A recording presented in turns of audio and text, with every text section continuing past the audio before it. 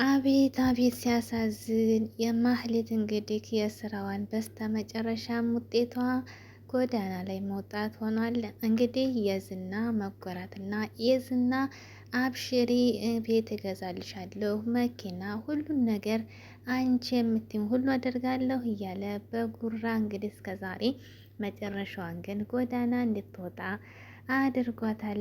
በጣም ያሳዝናት። ግን ደግሞ ሌላ ጠባሳ ተጨመረባት። እሱም ደግሞ ምንድን ነው? ዝና ደግሞ እንግዲህ ካሁን በኋላ አማራጭ የለሽም፣ አልሆነም፣ ሄደሽ ብሩክን ይቅርታ ብለሽ ቤት ግቢ እያላት ነበር። ያንንም ቻንስ እሷ በጣም ፈልጋው ነበር። ነገር ግን በህልሟ ነው በውኗ የምታገኘው ካሁን በኋላ ብሩክን። ብሩክ ደግሞ ቅድስትን ሊያገባ ነው። በጣም ደስ የሚል ነገር። አሰላሙ አለይኩም ወራህመቱላሂ ወበረካቱ። ውድና የተከበራችሁ ውድ ቤተሰቦቼ እንዴት ናችሁ? ከኔ ጋር ሁሉ ሰላም አልሐምዱሊላህ። በያላችሁ መሰላማችሁ ስትበል ለቻናል ሰው ሰብስክራይብ ላይክ እያደረጋችሁ ቤተሰብ ሆኖ በጣም ደስ የሚል ነገር እየመጣ ነው። ምሳሌ ድራማ እንግዲህ እየቀወጡት ነው ማለት እንግዲህ እነ ብሩክ እነ መድብል እነ ቅድስት ምሳሌ እንግዲህ አሸናፊ እየሆኑ ነው። በጣም ደስ የሚል ነገር ነው። ብሩክም እንግዲህ ታሽሎታል። ከዛ ከመጥፎ ነገር አውጥቶታል ወንድሙ ማለት ነው።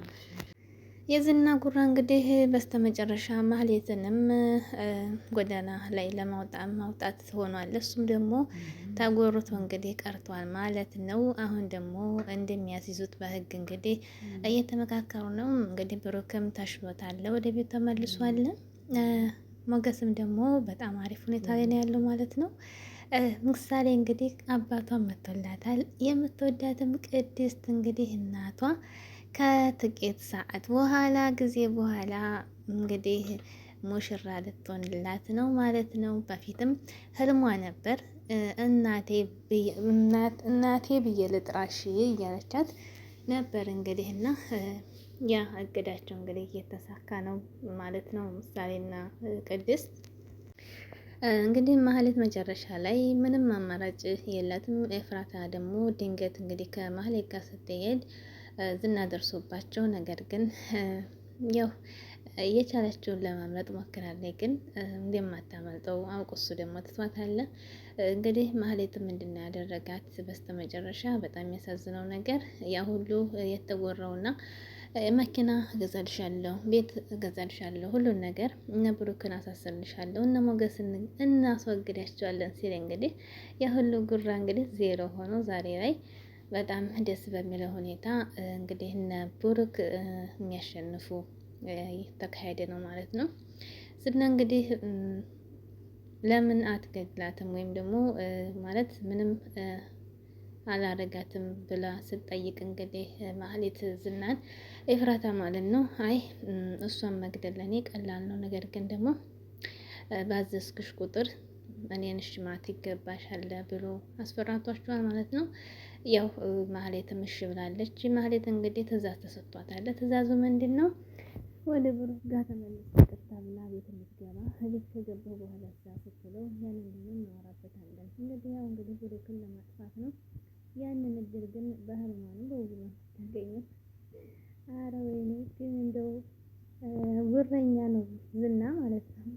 እውነት አሁን እንደዛ ተደርጎ እንደዛ አድርገውት እንደዛ ሁሉ ያን ሁሉ አድርገው ብሩክ ሁሉ መከራ ማለት ይመልሳታል ያስባል እንዴ? ኧረ ምን ያስበው ዝና ደግሞ ባሰው